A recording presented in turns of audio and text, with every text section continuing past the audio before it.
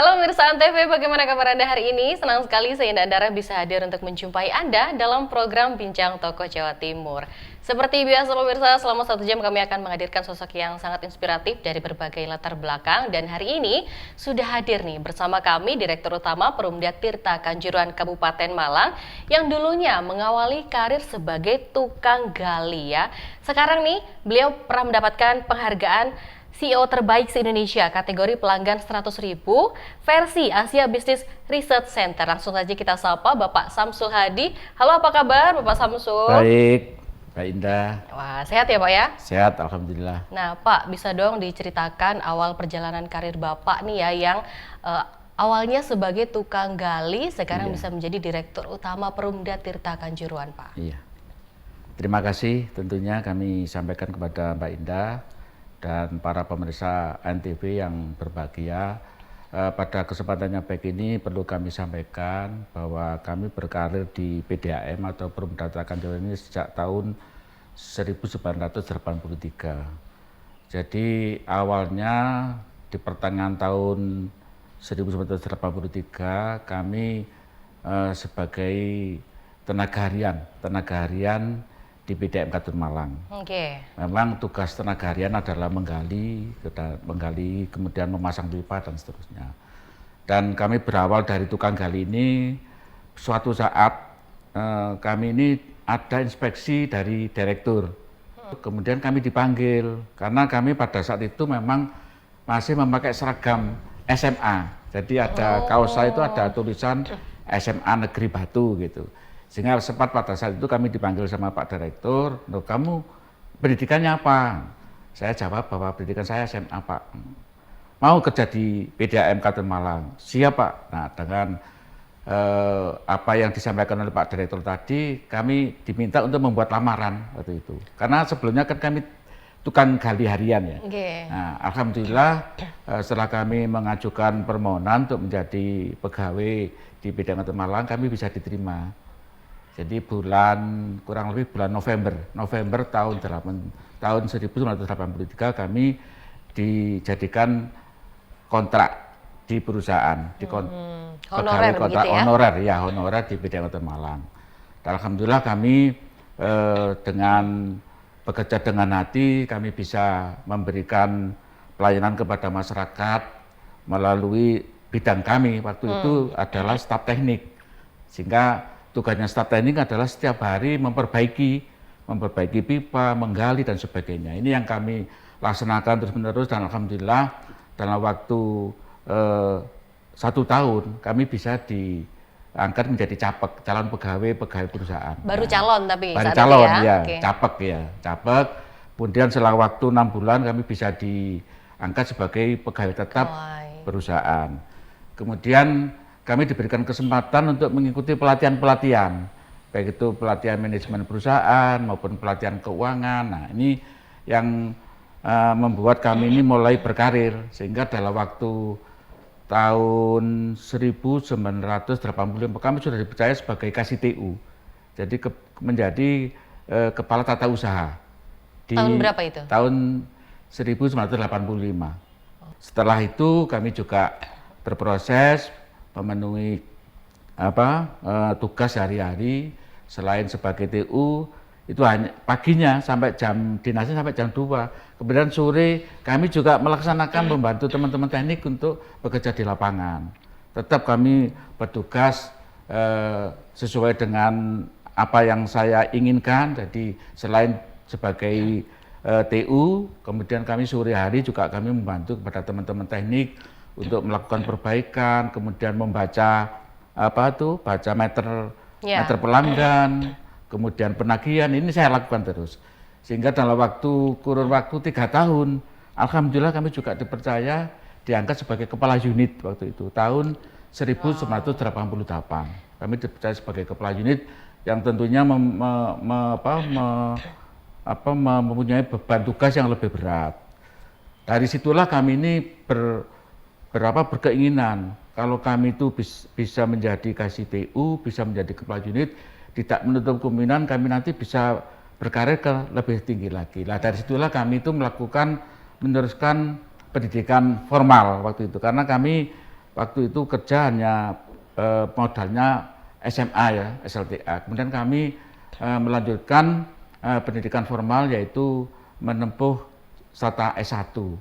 Pada saat itu kami melanjutkan kuliah di Unisma. Di Unisma selama 2 tahun karena banyaknya tugas yang harus kami laksanakan, akhirnya kami DO di Unisma 2 tahun. Oh, DO. DO, kemudian kami melanjutkan lagi setelah pekerjaan itu bisa kami atasi, kami melanjutkan lagi di Setia, pindah ke Setia.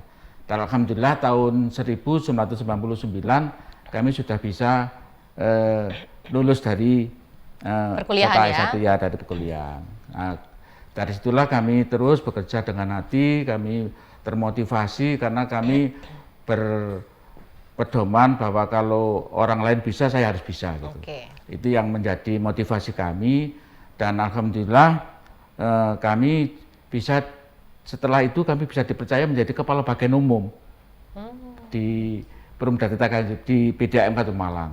Pada saat itu tahun 2001 kalau tidak salah, itu kami dipercaya sebagai kepala bagian umum, kemudian kami meniti karir lagi, dan alhamdulillah di tahun 2010 kami sudah bisa dipercaya sebagai PLT Direktur Umum waktu itu, melalui PLT dulu, melalui pelaksana tugas selama 6 bulan. Kemudian baru Pemda itu membuka tes ya, fit on proper test untuk calon direksi. Jadi mulai dari kesempatan menjadi direktur utama, kemudian direktur umum dan direktur teknik. Dan kami mendaftar waktu itu tahun 2010 kami mendaftar untuk dilakukan fit on proper test, dan alhamdulillah kami lulus menjadi direktur umum. Nah, kalau semula itu PLT. Setelah kami mengikuti tes, alhamdulillah kami lulus sebagai direktur umum pada saat itu tahun 2011 dengan masa jabatan 4 tahun. Nah, dari situlah kami itu berinisiasi, mempunyai inspirasi bahwa tanggung jawab kami lebih besar, tanggung jawab kepada pegawai. Pada saat itu pegawainya kurang lebih 400 pegawai, dan ini yang harus kami lakukan perbaikan-perbaikan karena kami merasakan kalau awalnya saya dari tukang gali, saya sudah merasakan bagaimana sih jerih payahnya sebagai staf, sebagai tukang gali, sebagai petugas baca meter, sebagai tugas penagihan. Nah, ini kami memulai untuk melakukan beberapa inovasi di tahun 2011 itu. Pada saat itu kami diangkat sebagai direktur utama itu pelanggan di Perumda Tirta Kanjuruhan yang saat ini, kalau dulu PDAM Kabupaten Malang itu baru 64.000 waktu itu, 64.000. Kemudian pendapatan baru 40 sampai 50 miliar 1 tahun. Alhamdulillah sekarang ini dengan bekerja sungguh-sungguh kami mengajak teman-teman untuk bagaimana caranya kita itu berinovasi, meningkatkan layanan, dan alhamdulillah sekarang pelanggan kami itu sudah 143.000. Pendapatan juga seperti itu. Kalau dulunya tuh hanya 40 sampai 50 miliar, sekarang sudah mencapai 138 miliar per tahun. Nah, ini menurut kami merupakan suatu kebanggaan kami bisa mengabdi di perusahaan. Termasuk tugas kami sebagai direksi adalah selain mengembangkan pendapatan, juga mengembangkan layanan. Karena baik tugas Pak, kita nanti akan gali lagi tentang Bapak ini. Apa sih kesulitannya saat dari tukang gali akhirnya bisa menjadi kasih dan juga kepala unit dan lain-lain, tapi kita akan break dulu sebentar. Pemirsa, jangan kemana-mana, tetaplah bersama kami di Bincang Toko Jawa Timur.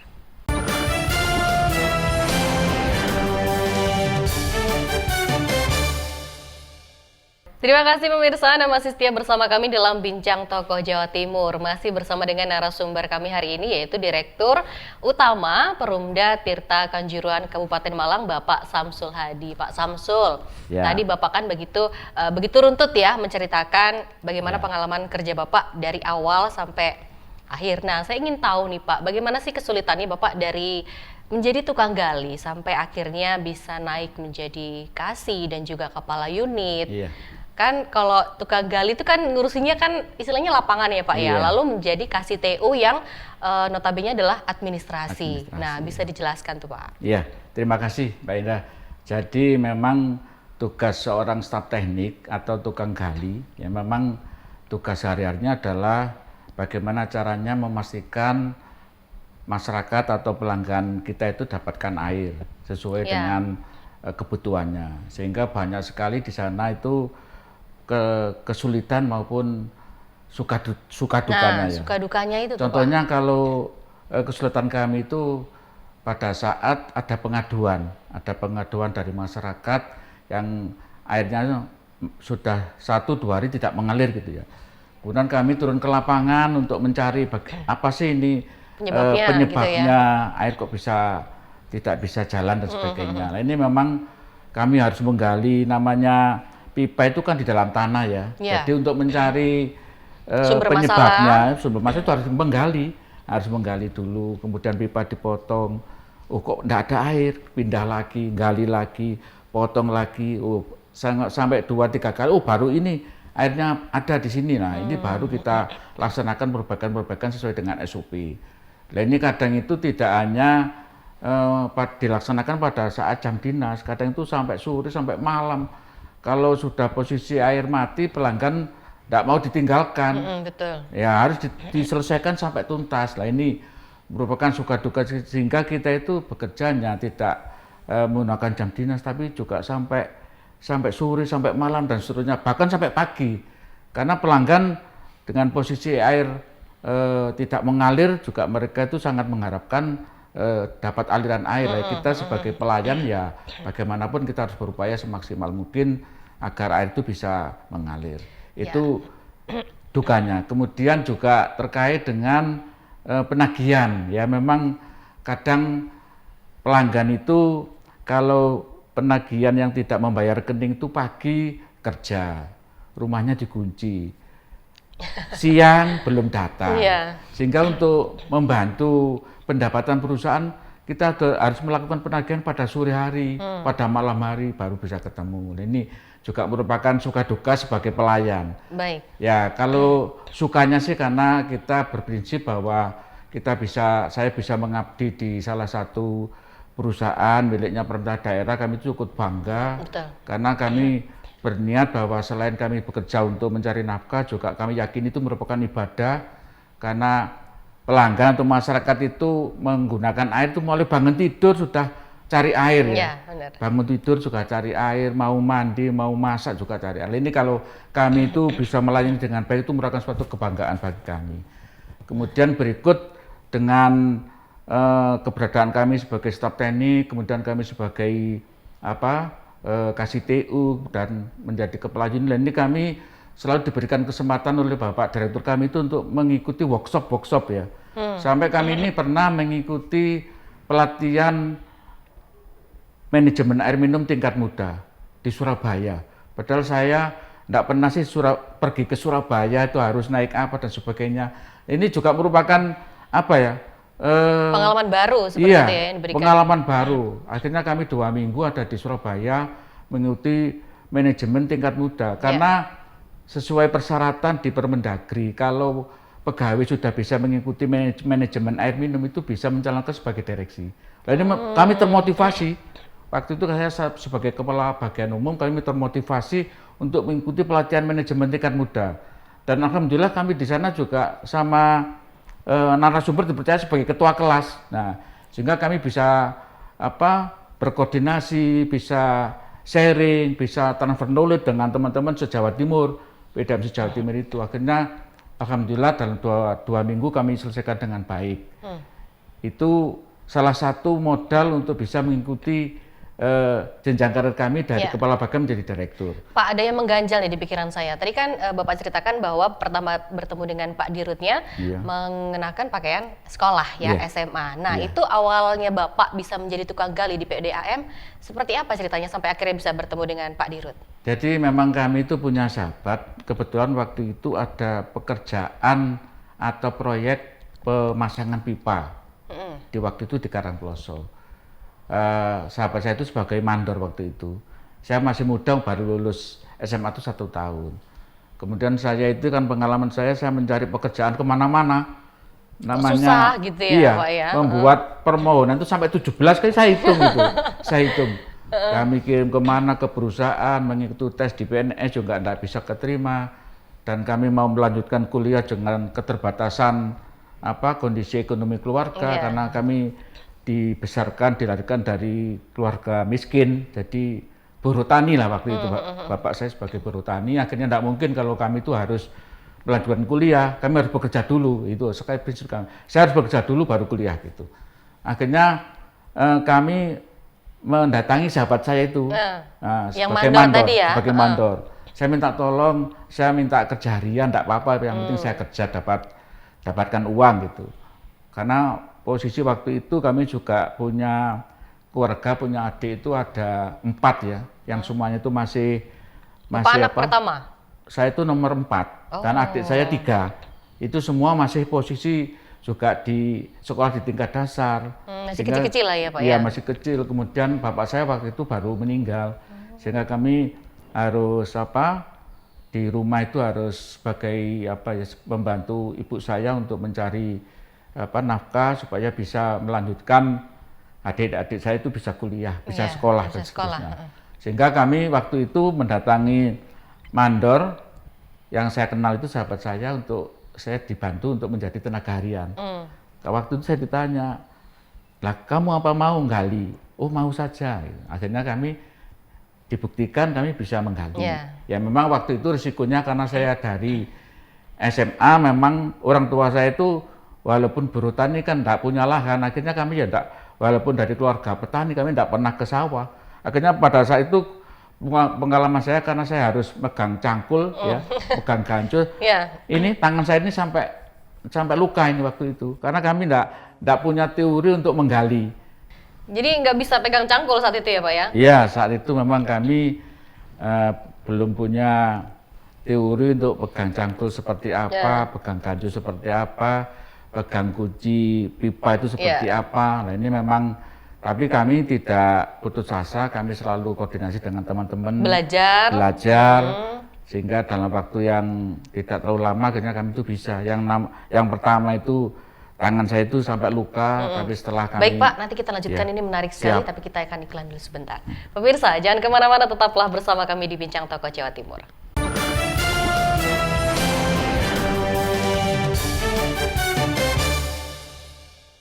Anda masih bersama kami dalam Bincang Tokoh Jawa Timur. Nah, kita tadi berbincang dengan Bapak Samsul Hadi. Beliau adalah Direktur Utama dari Tirta Kanjuruhan Kabupaten Malang, yang menceritakan nih bahwa di awal karirnya ini sebagai tukang gali di PDAM, beliau tidak biasa memegang cangkul, betul ya Pak ya? Iya. Lalu seperti apa akhirnya Bapak bisa maksudnya kayak bisa fasih gitu Pak? Iya, jadi memang awalnya memang kami itu tidak punya pengetahuan megang cangkul, megang gancu, tapi karena kami selalu punya keyakinan bahwa pengabdian menjadi tukang gali atau staf PDAM ini merupakan suatu kebanggaan bagi kami, sehingga kami itu harus belajar ke teman-teman teknik yang lainnya, bagaimana sih caranya megang cangkul dan sebagainya. Sampai luka tangannya, betul ya? Ya, awalnya memang sampai luka, tapi setelah kami punya pengetahuan, dan alhamdulillah akhirnya kami bisa melaksanakan tugas-tugas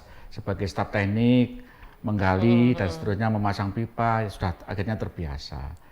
Nah, dari situlah karena kami pernah dipanggil oleh Bapak Direktur kami waktu itu bahwa kami itu punya latar belakang berpendidikan SMA. Memang waktu tahun 1983 itu sebenarnya pendidikan SLTA itu sudah pendidikan tinggi ya, karena kalau kita lihat jangankan satu desa, satu kecamatan saja yang punya strata S1 itu jarang gitu ya waktu itu. Kenapa kamu kok mau kerja di PDAM? Karena kami punya pemahaman bahwa kami itu bisa melaksanakan kerja dengan baik, akhirnya kami lanjutkan terus, sehingga kami sampai dipercaya sebagai KCTU. Kemudian dari KCTU karena target SOP-nya KCTU itu kan harus pertama itu meningkatkan efisiensi penagihan. Efisiensi penagihan itu kalau bisa jangan 95%, harus 100%. Jadi pendapatan yang sudah menjadi piutang masyarakat itu harus bagaimana caranya harus bisa klop ya, harus lunas gitu ya, sehingga kami harus bekerja tidak hanya siang hari tapi bisa kayak lanjutkan dengan sore hari sampai malam hari supaya semua masyarakat piutang daripada perusahaan ini bisa semuanya bisa lunas. Itu akhirnya kami setelah itu, karena kinerja ini kami akhirnya dipercaya sebagai kepala unit waktu itu. Baik. Nah, jadi kepala unit berikut karena kami bisa meningkatkan kinerja, menambah pelanggan, nambah cakupan pelayanan, meningkatkan pendapatan, akhirnya kami dipromosikan lagi sebagai kepala bagian umum. Nah, kepala bagian umum ini merupakan sentral dari administrasinya perusahaan, hanya TU-nya perusahaan. Kami harus bisa membangun kerjasama dengan teman-teman Kabak, dengan teman-teman kepala unit se-Malang ini, se-Kabupaten Malang. Yeah. Alhamdulillah tugas itu kami lalui dengan baik. Akhirnya pada saat itu kami diberikan kepercayaan sebagai PLT Direktur Umum. Wah, kami sangat bangga sekali. Baik, Pak, boleh dong diceritakan proses berdirinya dari Perumda Tirta Kanjuruhan ini, Pak? Ya, jadi setelah kami berkarir sudah menduduki di direksi, kami juga melakukan inovasi-inovasi.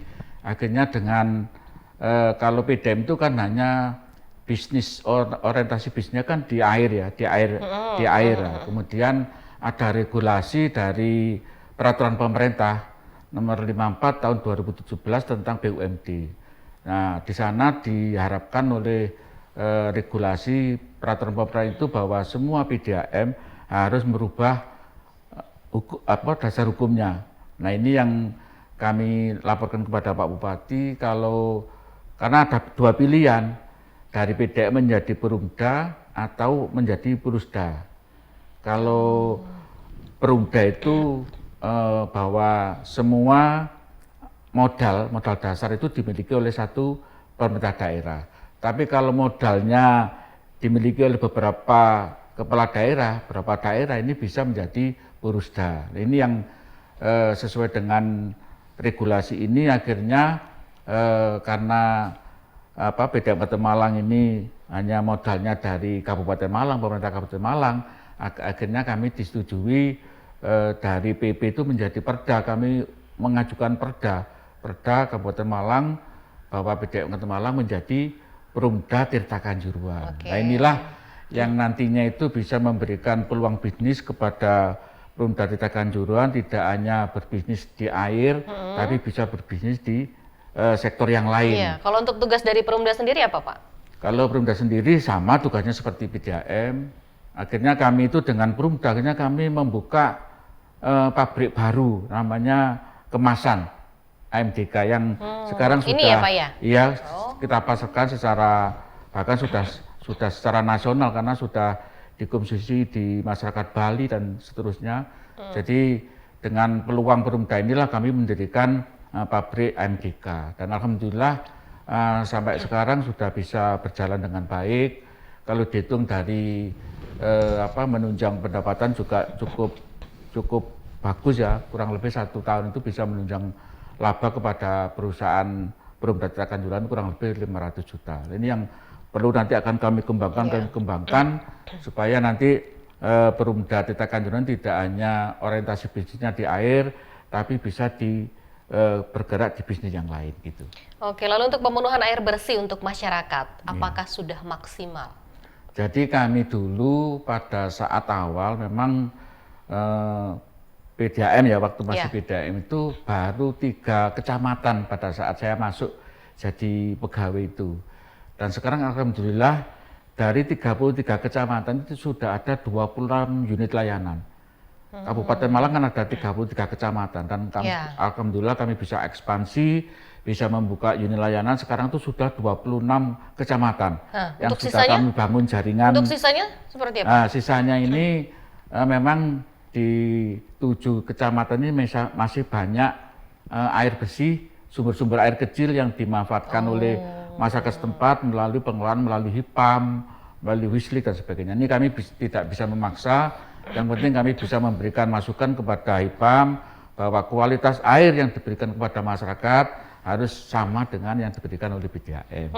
Lalu di Malang Selatan ini kan banyak sekali daerah yang kering gitu ya, Pak ya? Iya. Lalu bagaimana sih upaya dari Tirta Kanjuruhan sendiri untuk mengatasi itu, Pak? Ya, jadi khusus untuk program mengatasi kekeringan, memang kami sudah mengusulkan kepada pemerintah pusat melalui Pak Bupati Karena kami meyakini bahwa pembangunan spam baru ini memang tugasnya masyarakat, tugasnya pemerintah, baik pemerintah daerah maupun pemerintah pusat.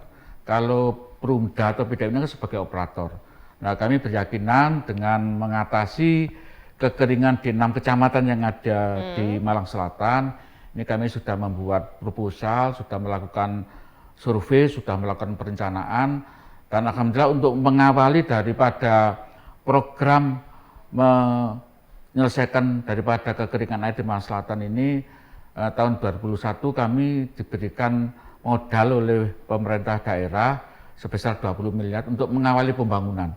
Dan alhamdulillah sekarang sudah kami laksanakan pembangunan untuk mengawali di Kecamatan Sumber Manjing Wetan. Dengan kami membangun salah satu titik sumber kapasitas 150 liter, dan ini untuk 2 kecamatan. Jadi sekarang masih dalam penyelesaian pemasangan jaringan. Oh, sekarang ini ya Pak ya? Iya, insya Allah nanti tahun depan ini sudah bisa dilaksanakan penyambungan ke masyarakat. Bapak, kita iklan dulu sebentar. Pemirsa, jangan kemana-mana, tetaplah bersama kami dalam Bincang Toko Jawa Timur.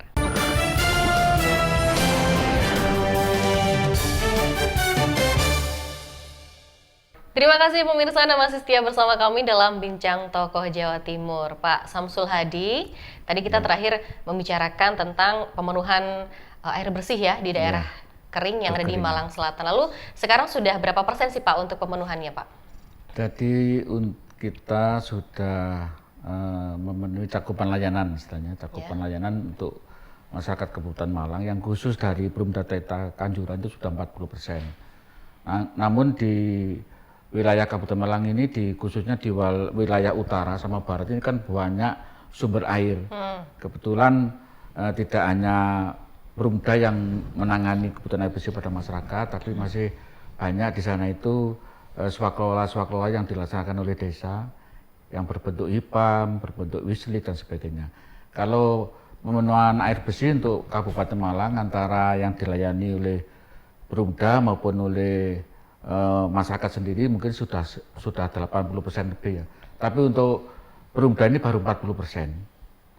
Nah, ini sedikit kalau kami bisa menceritakan bahwa memang awal kami menjadi direksi waktu itu tahun 2011 bahwa cakupan layanan kami itu baru 20%.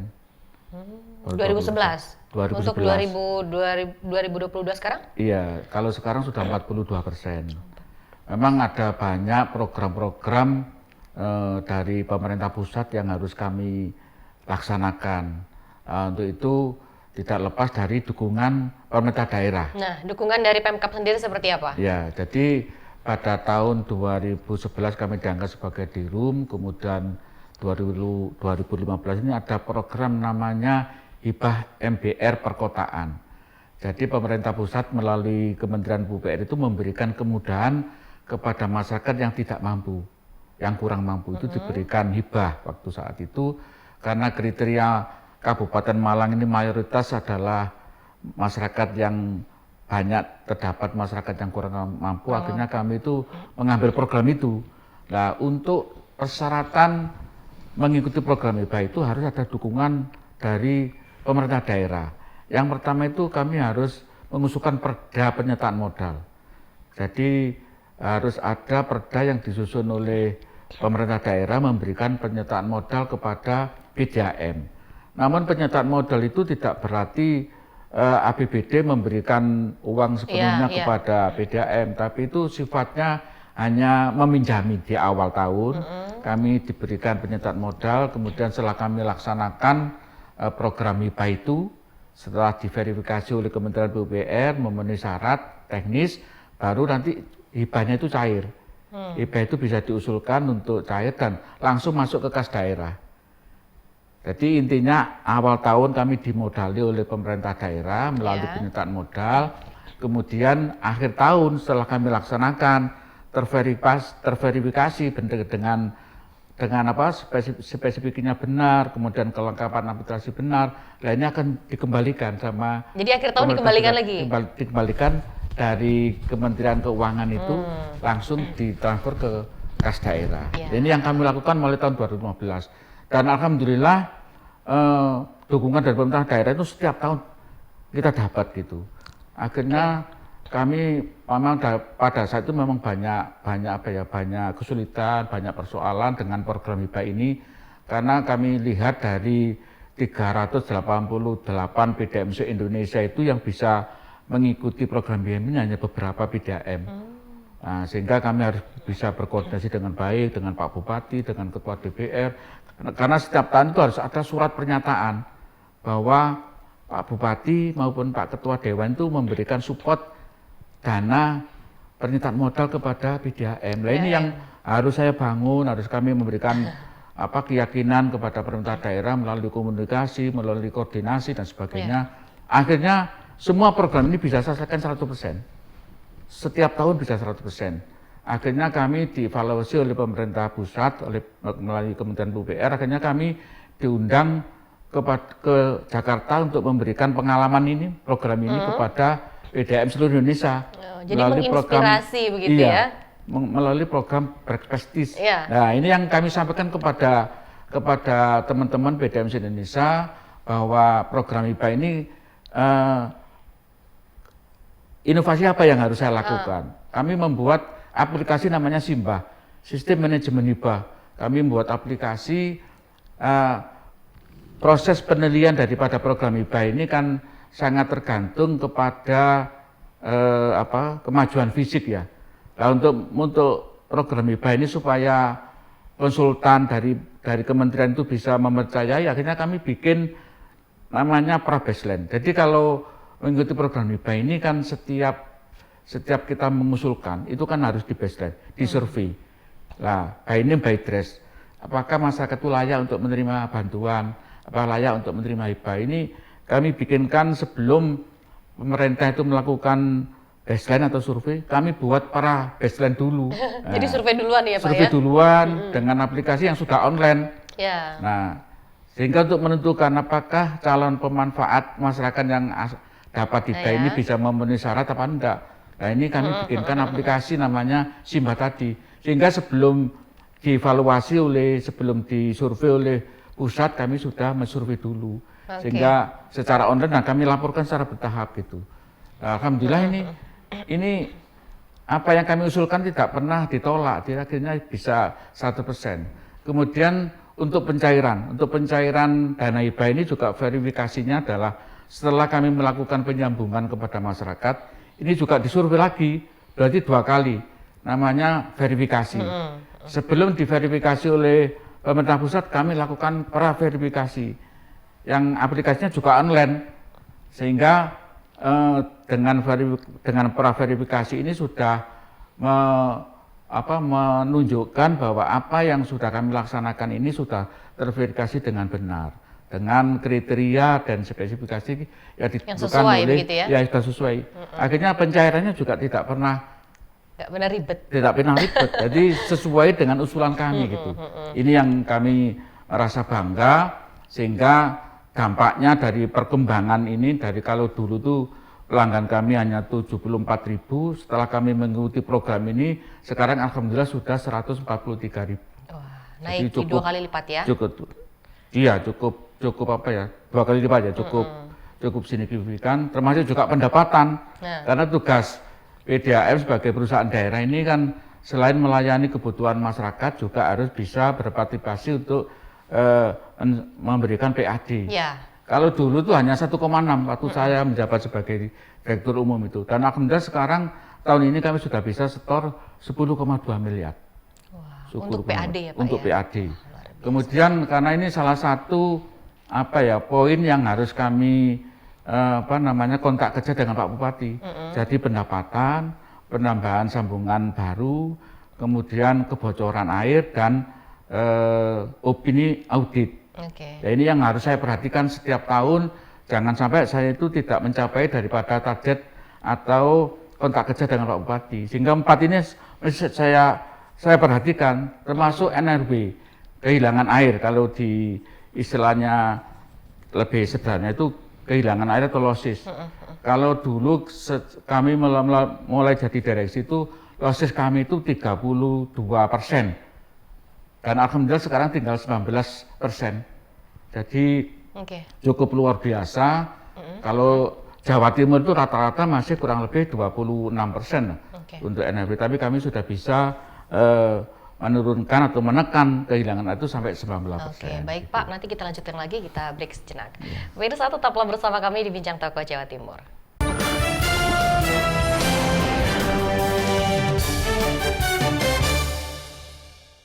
Anda masih bersama kami dalam Bincang Tokoh Jawa Timur. Narasumber kita masih yaitu Bapak Samsul Hadi. Beliau adalah Direktur Utama dari Tirta Kanjuruhan Kabupaten Malang. Nah Pak, bisa diceritakan dong laba dari Tirta Kanjuruhan sendiri Pak? Iya, terima kasih.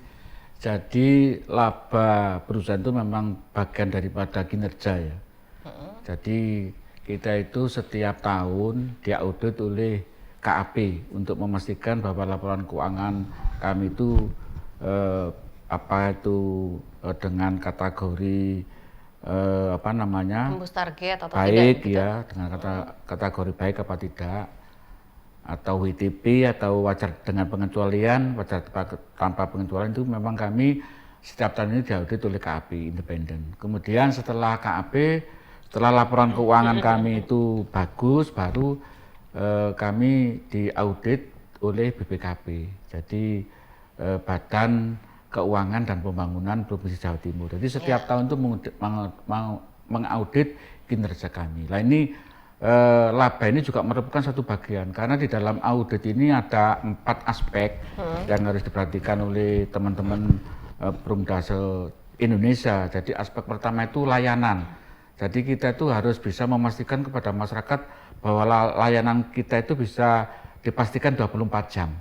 Ya. Kemudian yang kedua juga masalah operasional. Operasional itu harus memastikan bahwa infrastruktur yang kita bangun mulai dari sumber air sampai ke masyarakat itu memadai, layak dan memadai. Itu. Kemudian yang tidak kalah pentingnya adalah keuangan tadi. Setelah keuangan operasional, kemudian SDM.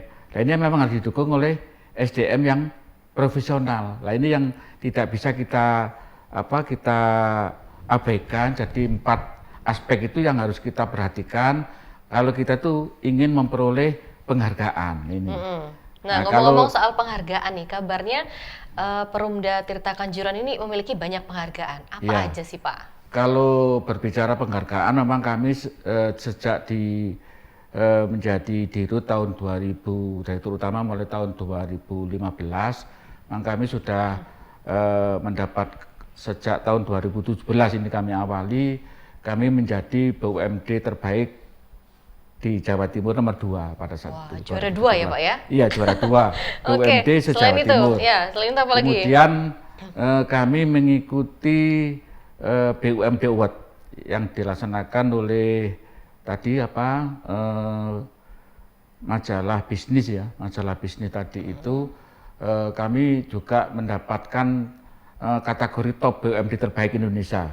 Jadi melalui pembina itu adalah kepala daerah terbaik, kemudian CO terbaik, dan BUMD terbaik dengan kategori pelanggan di atas 100.000. Ini sudah kami peroleh sejak tahun 2018. Jadi 2017 kami mendapatkan BUMD terbaik nomor 2 di Jawa Timur, kemudian meningkat menjadi top BUMD terbaik. Kemudian juga pada tahun 2020 kami juga mendapat ada namanya penilaian award Perpamsi Award. Jadi semua Perpamsi itu apa tuh Pak? Perpamsi itu Asosiasi PDM seluruh Indonesia. Ini juga melakukan penilaian. Pada tahun 2020 kami juga mendapatkan kategori BUMD atau terbaik ya di Jawa Timur itu di Indonesia itu nomor 2, nomor 3 pada saat itu tahun 2020. Kemudian tahun 2021 atas penilaian kinerja tadi kami juga mendapatkan top BUMD itu bintang 5 pada awal 2021 kemarin, bahwa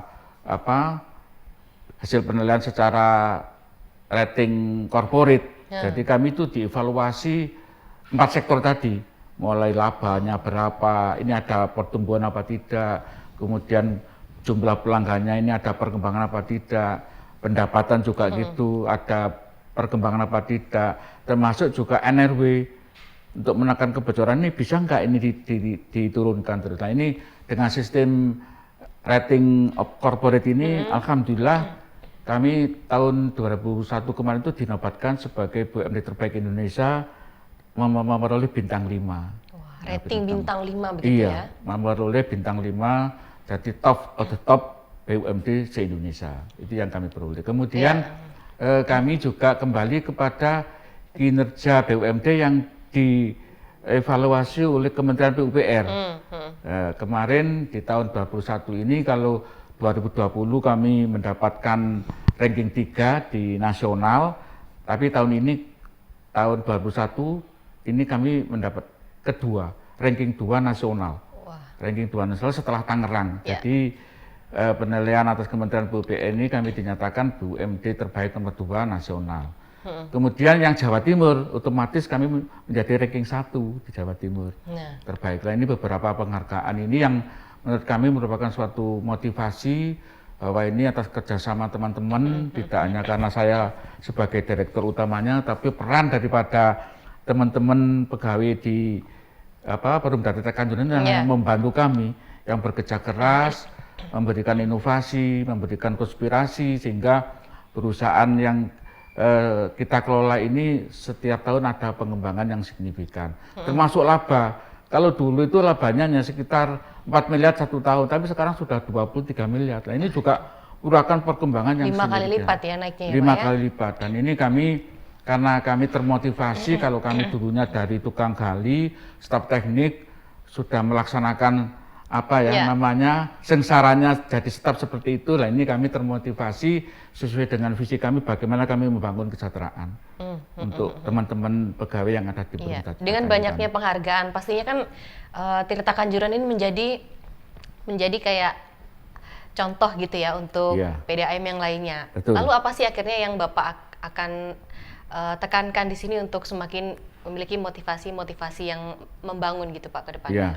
Jadi memang kami kebetulan kami di asosiasi juga sebagai Ketua PD Perpansi Jawa Timur, yang anggota kami 38 ya, se-Jawa Timur ini ada 38 pemuda yang menjadi masuk di dalam anggota asosiasi, kami sebagai Ketua Umum, sehingga kami itu dalam meningkatkan kinerja perusahaan itu, kalau dari segi pembiayaan memang kami tidak segan-segannya kami itu mengajukan kepada pemerintah daerah maupun pemerintah pusat. Tapi dari transfer knowledge ini yang sangat sekali membantu kami, karena dengan banyaknya kami itu workshop, banyaknya kami itu melakukan komunikasi dengan teman-teman PDAM Jawa Timur, PDAM Kota Surabaya, Kota Malang, kemudian yang menurut kami itu sudah lebih dulu maju lah. Ini yang selalu kami gali transfer knowledge-nya, dan semua alhamdulillah untuk Jawa Timur itu tidak hanya kami yang menjadi sehat, tapi seluruh 38 Perumda se-Jawa Timur sudah sehat semua tahun ini. Alhamdulillah itu ya. Oke, baik. Pak Samsul, terima kasih banyak atas waktunya mau berbincang bersama kami dalam Bincang Tokoh Jawa Timur. Semoga nih ya semangat dan juga optimisme dari Pak Samsul ini bisa menular kepada anak milenial zaman sekarang. Dari awalnya menjadi tukang gali, sekarang bisa menjadi direktur utama dan memiliki banyak sekali penghargaan luar biasa. Sehat selalu Pak Samsul. Saya pamit dulu. Ya, terima kasih. Ya, pemirsa, terima kasih sudah mengikuti Bincang Tokoh Jawa Timur dari awal sampai akhir segmen bersama dengan Bapak Samsul Hadi. Sampai ketemu di episode selanjutnya. Akhirnya saya Ida Andara pamit. Terima kasih. Wassalamualaikum warahmatullahi wabarakatuh.